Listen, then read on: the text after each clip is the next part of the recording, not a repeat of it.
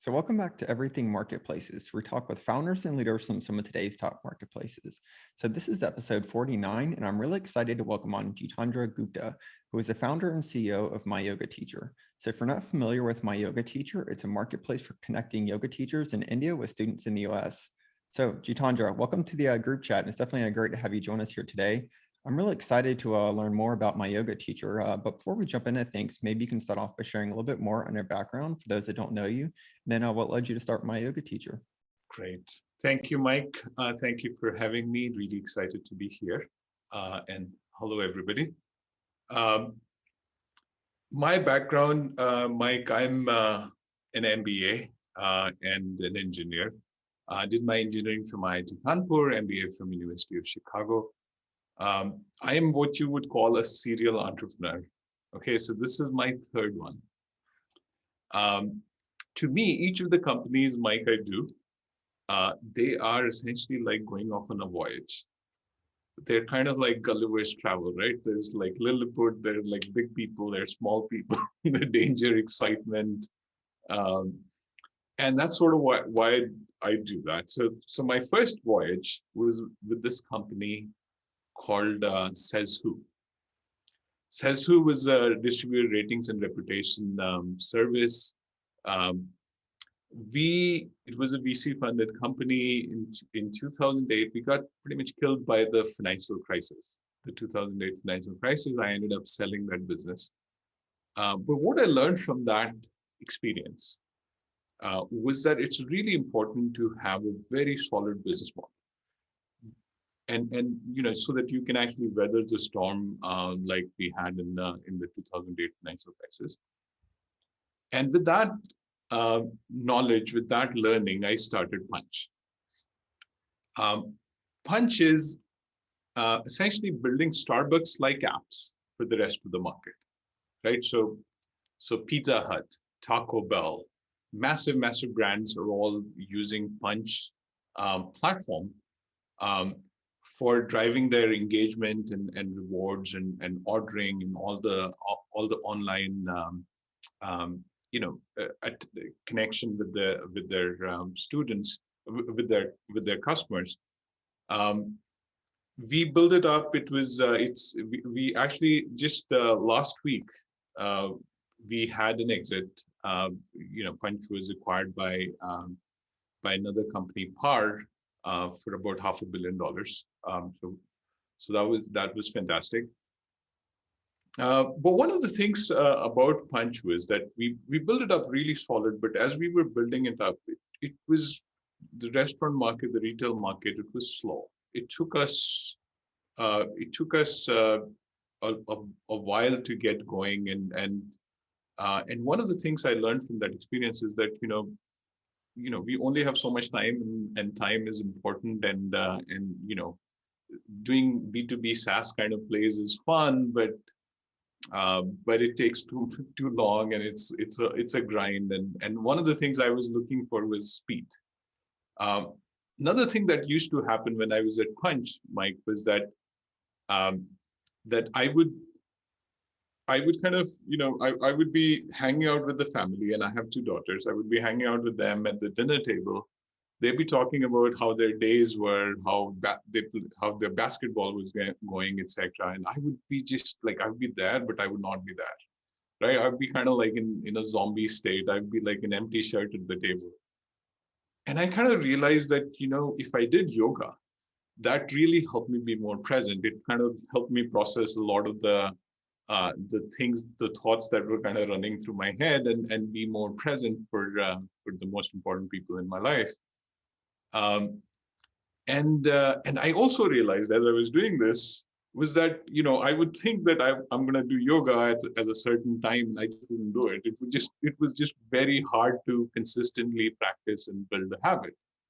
And I was trying to figure out, it's very clearly works, but, why am I struggling so much with this in terms of starting a practice? By the way, do you practice, Mike? I occasionally, so I used to quite a bit. So. Oh, very cool. So what became clear to me is that, if I go to a studio, I'm kind of always the awkward guy in the back of the room trying to keep up. And I just, I was like, I don't belong in a studio. I need some accountability. I essentially need my, my personal Yoda who can actually help me be the Jedi that, the yoga master that I need to be and practice consistently. And this was the genesis of MyYogaTeacher. That's where the idea came from, that there is a very big need. So I kind of connected with some teachers in India, and we started doing yoga sessions and started working beautifully. I would just show up, right? If somebody's waiting on me, I would have to show up, and like no matter what other things are going on, and it started working really good. Now this one, MyYogaTeacher, compared to my previous two ones, it's a little bit different in the sense. With this one, we are on a mission to improve the physical and mental well-being of the entire planet. And that mission kind of helps us, helps us get great teachers. It helps us it helped us build out the team and really kind of build out the business as we go. That's an awesome story, and thanks for sharing with us on that. By the way, too, congrats on the recent exit. That's quite a win. I did want to mention that I said occasionally too, as I can definitely relate as being the kind of awkward guy in the back of the studio in the class. So that's why I mentioned that. So this is super interesting. I kind of want to dig into a little bit more about the early days. When you saw this as kind of like something that you initiated, for yourself. When did that really develop into a mission where you realize this is something that others need, and this would develop into potentially a company to impact others? Yeah, it was. I think first we kind of did a couple of sessions, and I was trying to figure out, like, can the experience be good? There are some pretty big risk elements here, right? Which is, can this work over the internet? Which was a pretty big issue before pandemic, right? Which was like everybody be like, can you actually do yoga over with the internet? Then there was the issue that can you actually connect with people in across cultures like this, and have them kind of help each other and teach in a very effective way, something which is kind of non-technical, right? It's very personality and human connection driven. But as we started as I started doing some of these sessions, it was like, oh, this is just so much value here. This would totally work. And pretty quickly into it, like about a month of doing it, I was like, okay, this is actually a massive opportunity. Awesome. So what were the next steps to take it into building a company? I mean, one of the things that was really helpful about this, Mike, is and you guys probably all already know about this, is the model that comes in front of us is the Vipkid model, right? So having that, having Vipkid, and those of you guys who don't know about Vipkid, right? Vipkid is a marketplace that connects amazing teachers in US with students in China for English language lessons, right? So they started in 2013, 2018, they raised $500 million at 3 billion pre-money.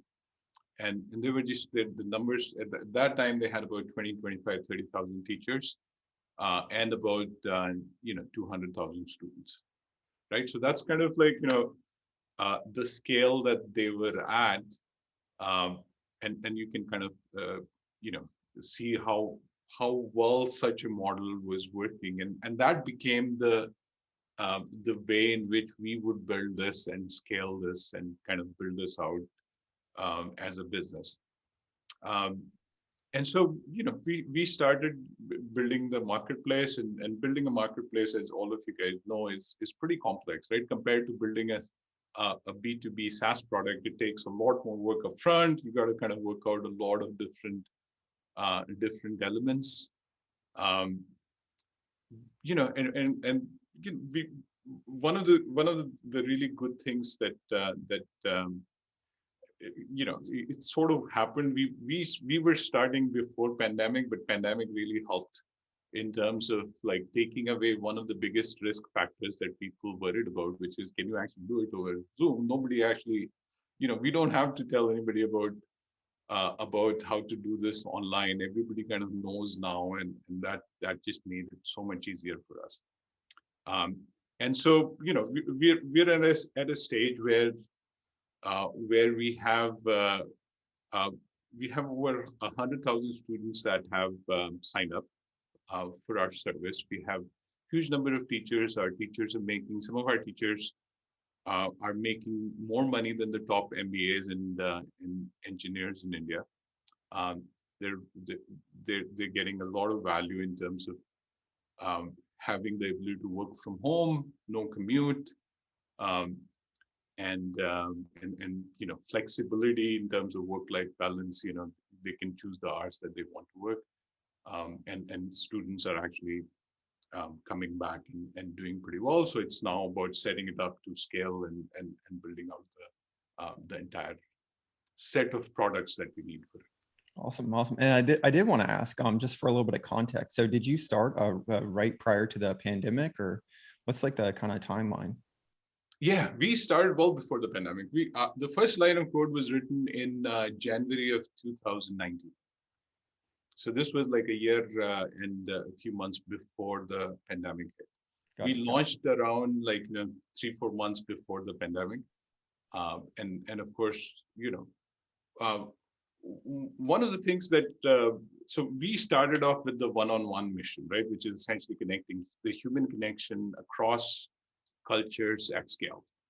We're going to make those individual connections and get these teachers to provide these lessons.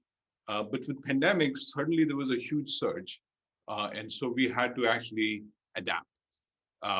Instead of doing one-on-one sessions, which we kind of very quickly, within the first week of pandemic, we were at 104%, and we were actually over 100% because some of the cancellations and all that. It was actually like we were completely tapped out. And so we started looking into, okay, what are we going to do in terms of like maintaining the supply and the demand balance, and the demand was just massive. So what we did was we kind of changed around. Instead of doing one-on-one only, we added group classes so that one teacher can teach multiple students. That really took off. That kind of like became very popular, and people were used to doing group classes. Then we kind of, so we started we started thinking about our business, not just one-on-one, but as a value ramp. So you can start with just a group class. You can do smaller group class in which you have a small list of small students and get very intimate experience with the small group. We introduced this concept called yoga with friends. Yoga with friends is where you can actually sign up. So Mike, you go in and you find your favorite teacher and you say, okay, I want to invite my friends and practice with them. So it's a private group session. Then we added workshops, etc., and for people who are looking to deep dive into certain things. For people, this is for a segment we call yoga nerds. These are guys who are looking to kind of really get deep into learning about yoga. So we have authentic teachers, really deep teachers, and providing those workshops to work on deepening their practice. And finally, the one-on-one. So building this value ramp that you can actually go from group to small group to yoga with friends, workshops, and one-on-one just allowed us to scale the supply and make sure that the market stayed liquid and functioning as we scale. That's really interesting. So how did that potentially change your monetization model? Well, one of the core things that we are about, guys, is we are really focused on overcoming human ambivalence and inertia, right? Which is really kind of at the core of it. The villain in our story is human ambivalence and inertia. It's very human. It's very much present in all of us, right? Just how do you really start doing something consistently? So everything we did was around in terms of pricing, right? So in terms of business model, it was about overcoming that human ambivalence and inertia. And so it's about it's about like, consistency. So the key metric that we have is, okay, is somebody practicing consistently? So we only do memberships, right? So everything we do is a subscription model, because that drives consistency, that drives the repeat usage. That is the key to our success. So what we ended up doing was to, instead of just doing one-on-one packages for memberships, we added some more group, lower cost group membership. We actually gave away about, for the first like 8-10 months of the pandemic, we actually gave away the group sessions for free, just to help the community, because of our mission. We gave over 500,000 free sessions, just to make sure that we are there when people needed it. And then we added, we took away that option and kind of, added the price to it, and it's been really great to kind of build out the business based on that. Awesome. Yeah, I actually saw where you shared that. It's pretty incredible. So, so I did want to bring up, you kind of mentioned it previously, which is, I think that the quality and the kind of location of the supplier, the supply in your case, or, the teachers or practitioners, kind of leads to an interesting opportunity and some kind of economics. Could you kind of share to maybe how you kind of approach, the supply side of your marketplace, and maybe some of the things that you're doing to kind of help grow that? Yeah. So yeah, I mean, I think yoga came from India. Having the authentic supply. I mean, a lot of our teachers are PhDs in yoga. These guys are like deep. Typically in the US, you would get a teacher with 200 hour training. We have thousands of hours of training with masters and undergrad. Most of the teachers at least have an undergrad, but they have masters and they have PhDs. They're like, been practicing for decades. And so these guys are just deep in terms of understanding human body, and like, how yoga can help in terms of mental health issues, or any kind of like therapeutic issues, etc. The supply side, on our side, initially we connected with a lot of people, right? I mean, typically we this is the classic marketplace dilemma, right? How do you kind of get the supply and demand kind of scaling in a consistent, in a lockstep fashion? So initially we went in, we actually committed, we guaranteed some payments to some teachers. We got them on board. We got some supply that we paid for with some guarantees. But as soon as we started getting liquidity, we were able to take away those guarantees. People were, because of the economics that you mentioned, Mike, it's very lucrative for teachers. And we're looking at taking care of building a really vibrant business, where teachers just make, our top teachers make like sometimes 7-8x of what they would make in full-time work, as a yoga teacher. So it becomes just really lucrative for them. Even like, on average, our average teacher is actually making more money than you would in a full-time job. And they're only making that working 10 hours a week, 12 hours a week. That's awesome. So the supply side has been, with that, it's been pretty straightforward. Initially, we got the guarantees going, then we kind of, now it's all word of mouth. We actually get 2 or 3 teachers every day coming in, and they're incredible teachers. There are in all about 300,000 teachers in India. There is a huge supply. Government is actually investing a great deal in terms of training more and more teachers. There is Rishikesh, which is the headquarters of yoga in the world. So there is a huge amount of supply. It's been pretty straightforward to get it now with word of mouth. We haven't actually spent a dime in acquiring supply directly, right? We have not advertised. It's just been organic. We've been covered by some press, etc. It's just been great to see. One of the other things that's actually really exciting that is happening is that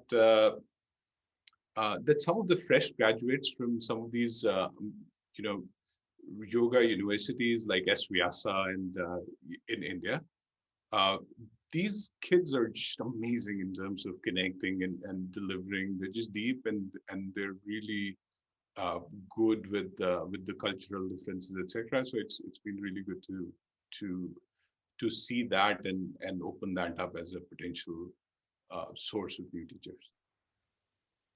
Yeah, it's pretty incredible to see that you're able to make such a meaningful, difference in the lives and also, generating revenue for the instructors, our teachers. So with that kind of mentioned though, is partnering with maybe some of the universities or, helping with a kind of education component, is that something that, you see as kind of in the future of what you guys are building also as a marketplace or?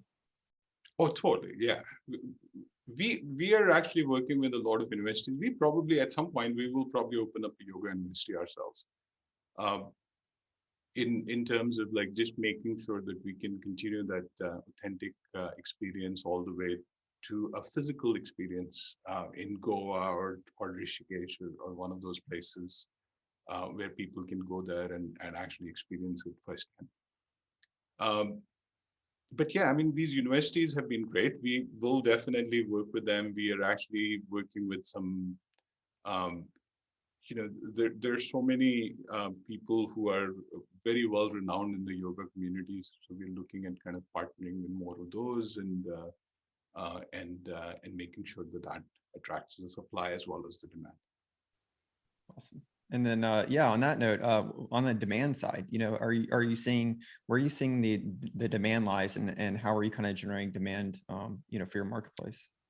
So yoga is big in the US, right? There are about 80 million people who have done yoga in the last, and this is slightly older data, and this probably number is a lot higher now, in the last 6 months, right? So yoga has been growing 15% year over year, even without before the pandemic, because at the core of it, it has that answer to a deeper question of like uh, about like loneliness, isolation, about like uh, people are feeling stressed out in America, and looking for holistic solutions, not just about physical, but it's also mental, and yoga has that mind-body connection, which is why it has been growing by itself.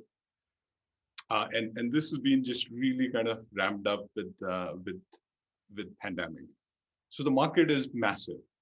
Now in this market, we actually look uh, at three different segments, right? So the studio guys are doing a great job, and I think that's fantastic. There is that community which is wonderful.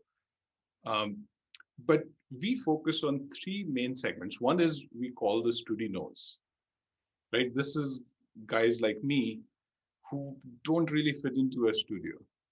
I just am like I would just, yeah. I mean, it's hard to get organized to go there. It's hard to kind of feel like I know what I'm doing and kind of like look good doing it.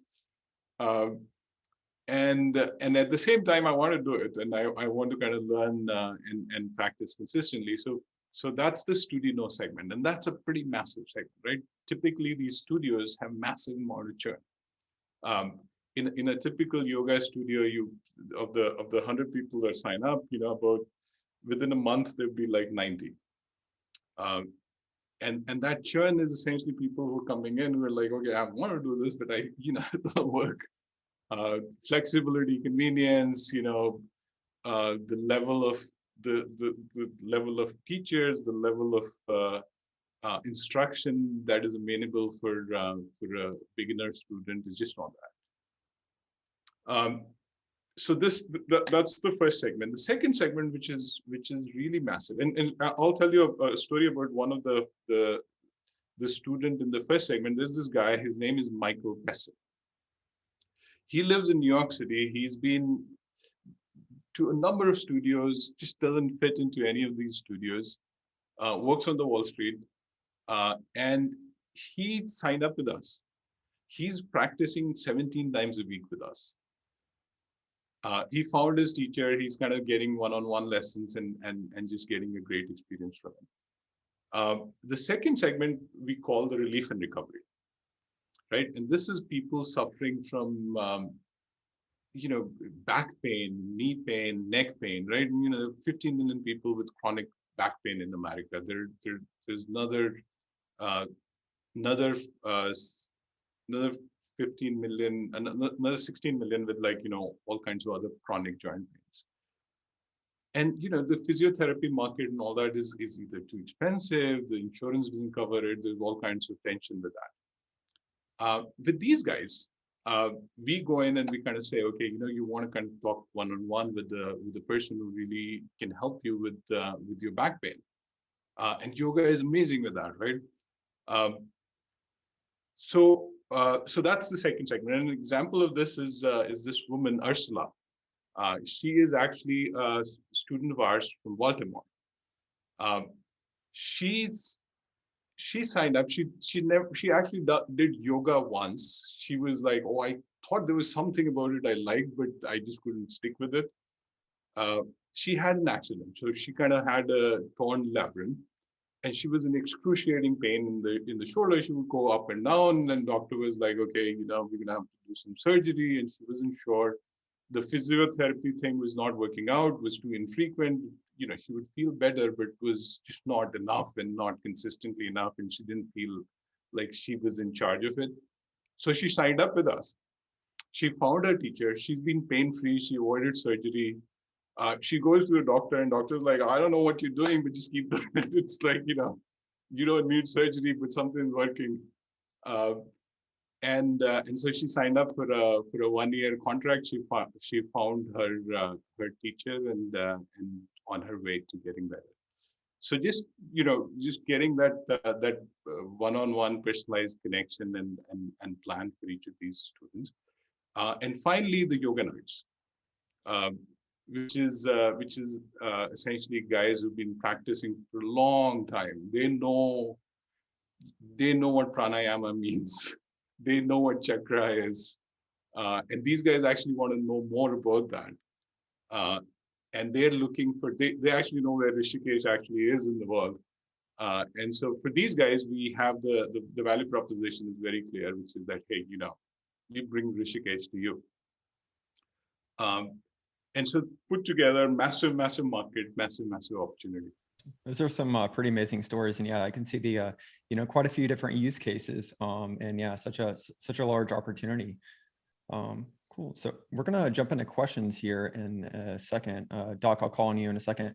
But before we do, is there anything specific maybe to marketplaces for early stage founders that you'd like to share with us from your kind of recent experience?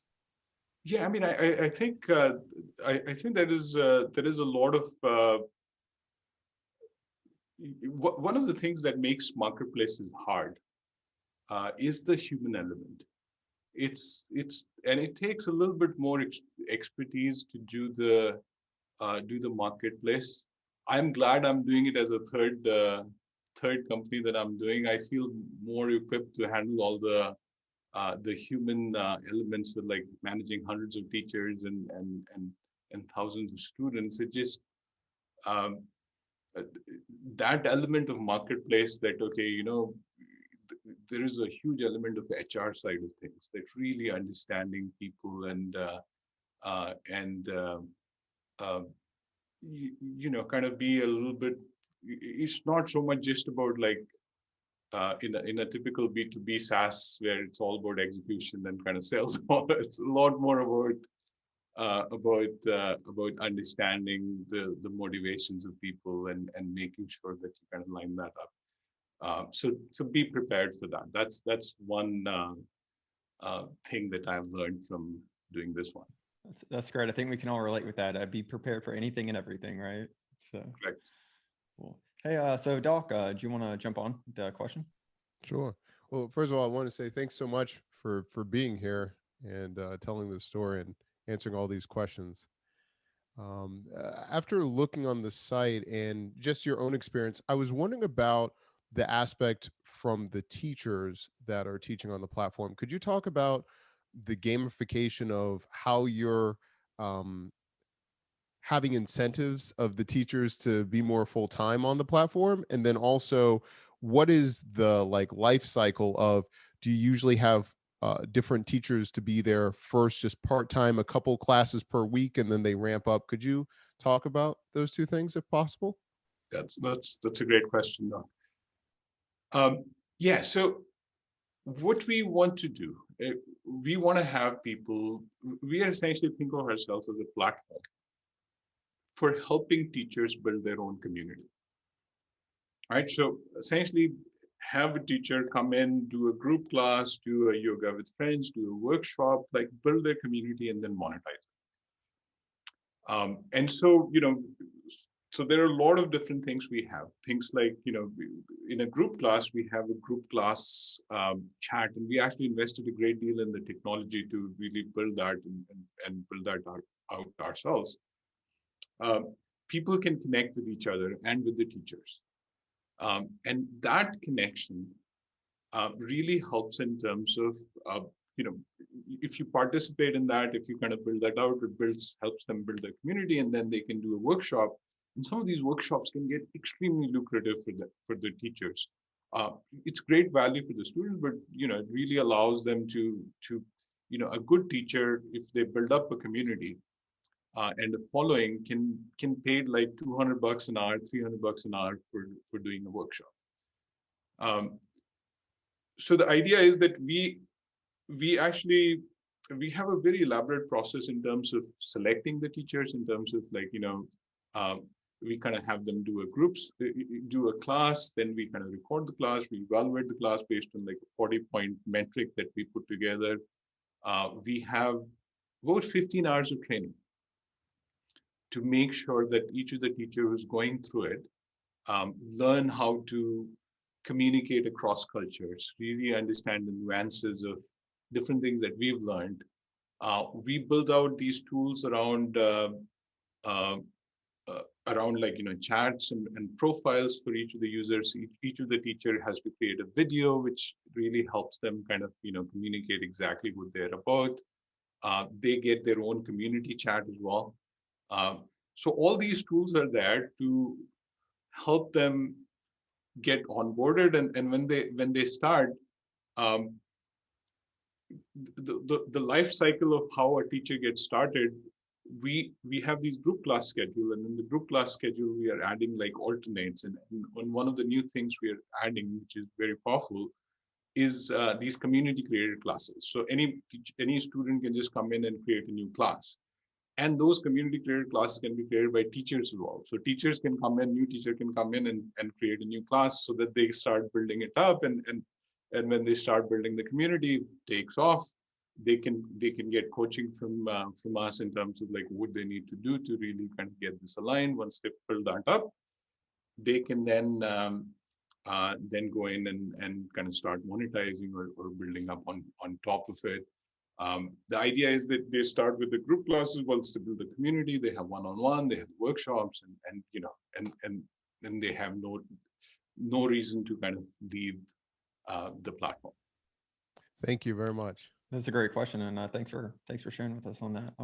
So I actually had a kind of like a follow-up for that, which is, are some of the popular teachers, are they kind of competing with the others and asking for that kind of visibility and kind of promotion through you guys and through your platform, or are you seeing any of that? That's a great question as well, Mike. So this is beginning to happen. Some of our teachers have become rock stars. And they are doing, they're booked solid for the next 2 months. You can't get on their schedule because there's just such a huge demand. And this kind of presented a problem to us that, okay, this teacher is doing well, but how do we really kind of make sure that people who want their time can get it?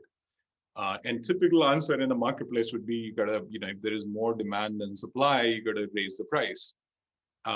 And that's what we're gonna actually, so we kind of realize that, okay, this is what we need to do to really kind of make sure that that there is a mechanism in there. Right now, everything was membership. Every session was this price the same, but now we're going to have to price differentiate and allow the best teachers to charge more for their services. In terms of competition between different teachers, Mike, there are, in the beginning there is a little bit of that. There is people are kind of focused on building their own community and kind of like getting their messaging, but there hasn't been that much of it's been very consistent with and this is a little bit about yoga teachers, right? Yoga teachers are guys typically who have kind of given up a corporate job or have decided to take a path in which they want to do well in the world. They're not looking to they're typically not corporate, like rat race or climbers kind of folks, and they're looking to kind of work well and help each other and all of that. So it hasn't been too much of an issue. Didn't you guys recently raise around in the past year? Yeah. Could you maybe share a little bit more on that and like what it was like kind of raising around more recently? Yeah, I mean, we've been doing really good, and we closed a round of $3 million seed round. This was my first time raising money as a marketplace, and marketplace is kind of a little bit different. The numbers we have typically for a B2B SaaS company would be like a slam dunk, but marketplace is a little bit harder because I think there's a little bit more investment upfront, a little bit more work upfront, which makes it a little bit higher risk in the beginning, which is typically, I'm sure all of you guys have experienced that. But it was, given the numbers, we got some great folks who came in, and I'm really excited about building it forward. Awesome. And then too, it's kind of a follow-up on that. Could you share a little bit more about kind of like the team makeup, like what how many are on your team now, and kind of I would say from like a tech side, marketing side, and like an ops side, what that looks like? Yeah. So one of the things I love the most about building a business is really building the team and just kind of growing with the team. We have an incredible team. We have Kuldeep, who's my head of engineering, another IIT Kanpur guy. He was my head of engineering at Sezu as well. So we go a long way back. He's actually literally he's a big guy. But if you want to see a twinkle in his eye, talk to him about sockets. I don't know what it does to him, but he just lights up. He is, around him, we have a team of now about 20 engineers in Bangalore. And he's just doing a fantastic, just a really deep, incredible guy. And when I called him up to sign him up for this, it was pretty easy because he actually blew out his knee in an exercise accident, and he was in pain in walking, and then he started doing yoga. And yoga helped him be pain-free. So he was like, okay, let's do this. I have Will, my other co-founder. He was literally a rocket scientist. He was actually working at NASA, but he wasn't happy. So what he did, he quit. He went to India. He went to Dharamshala and went to Goa to learn yoga. And he learned yoga for 5 years, learned and taught yoga for many years, and then he came back and found his mission, which is to spread yoga to the rest of the world. He reached out about a year and a half back. He was like, I really like what you guys are doing, and it's just been just an incredible guy in terms of growth hacking, analytics. We have some other very accomplished guys, like Anil, Amanda, who are on the teacher side, training side. In all, about 35 people. We're building a really deep data team as well, because, as you guys know, for marketplace, it's really important to have all the data and analytics. We have some incredible engineering talent, we built our own WhatsApp. We actually wrote our own WhatsApp. We are building our own. We're investing in really cool technologies like integrated auto posture correction as you're doing a yoga session, just to kind of guide. So just nail that experience as we keep evolving. So so just to answer your question, Mike, about 20 in engineering. We have on the teacher operations side about 7 people. On the support side, we have another 4 or 5 people, and then marketing, marketing and engineering is kind of a little bit integrated. So in all, about 35 people. Awesome. Cool. Hey, Dan, you're back. Do you want to jump on? Yeah, sorry I stepped out. I missed a couple of minutes. I was wondering, do you do anything about helping your supply side with promotion? And also, do you have any built-in social features? Yeah, we do a great deal about promotion for. I mean, at the end of the day, our value is that we are essentially doing marketing for our teachers. We're helping them build their community and then monetize it. So we promote their workshops. We promote their group classes. We do recommendations, which are very powerful. When we recommend something, it actually really kind of moves the needle. We are. So those are kind of we're very much there for that. We're working on there are a lot of additional elements in terms of how we can get the new teachers coming in the right visibility at the just to make sure they get enough of a trial so that then the market can decide if it takes off or not. So things like community classes. In terms of social, we built this feature that I'm really excited about. It's been doing really, really well, called Yoga with Friends, Mike. So the way it works, oh, sorry, Dan. So the way it works, Dan, is that with Yoga with Friends, you can create your own yoga session, right? So you become the director. You kind of say, okay, I want to work with this teacher, and I want to invite 10 of my friends. Just next week we're going to be launching this integration with this charity, Give India, where every friend who joins, we're going to donate to Give India to feed homeless kids.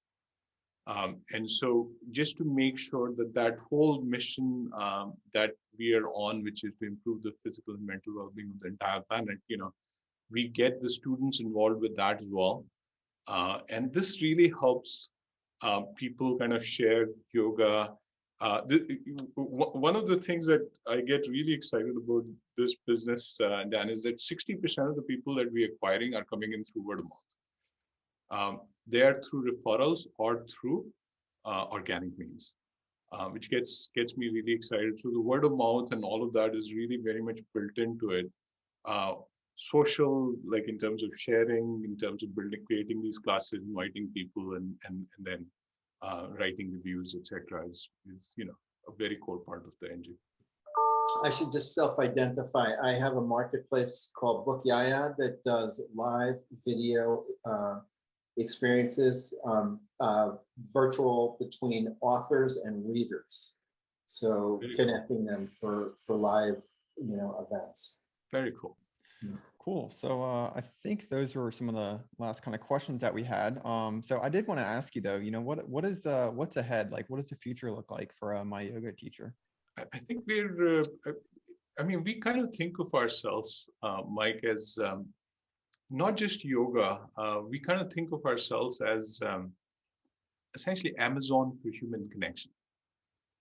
Right, in this age of artificial intelligence, we think human intelligence is the most key thing. That it's about human intelligence is the key to overcoming ambivalence, inertia, about building building new habits, and essentially feeling good. And yoga is the first thing. There are 1.3 billion people in India. There are a lot of other services, which are things like, think about spiritual services, things like diet counseling, things like even therapy. So there is a massive opportunity, and yoga itself is huge. But that's kind of what we are looking at building. And initially India and the US, but there is we think of global market as well. So just a lot of really exciting areas to go in. Awesome. Yeah, it's quite a large opportunity. And when you were sharing a little bit more earlier, I immediately kind of jumped to some other kind of categories where there'd be a need for it too. That's kind of aligned with the mission. Right. So cool. So this is a really great chat. You shared a lot of awesome insights with us, and then some good stories. I did want to ask though, what's maybe one kind of like memorable moment through your journey, kind of building MyYogaTeacher that kind of stands out that you could share with us? There was this story about this woman who actually had cancer, and she was kind of in recovery, and she sent out her reports, which showed her cancer, just kind of the blood pressure stabilizing, and her the cancerous kind of cells receding. She sent out a graphical report of like, okay, this is the day I started working with you guys, and this is kind of how the trend has been. And thank you guys. And I just shared it with the team. That's kind of we kind of framed it, and that's really, and we keep hearing these stories every week. And this is kind of like what sustains us, that this is really what we are about in terms of delivering results that people are really happy about and sharing with us. That's awesome. That's a great way to keep everyone motivated and on the mission for sure. So, well, cool. Yeah, well, this is really great to learn more from you. So right before we do actually finish though, where can we keep up with you for a quick kind of plug? Say that again. I was going to say, where can we keep up with you? Twitter or Twitter, LinkedIn, guys. We are, you guys should try a session as well. If you haven't tried, just I'll share my referral link. You're gonna get free one-on-one sessions. It's a beautiful practice. Love to kind of have you try it as well. And Twitter is an amazing way to stay connected. Awesome. Yeah, maybe we'll have to do a everything marketplaces. We'll have to do some group kind of classes. So yeah, that's a great idea. We can do a yoga with friends with the community. That'd be amazing. Well, cool. Well, thanks again for taking the time to join us and share more. This is really great chat. So thank you guys. It's great to see you. See you.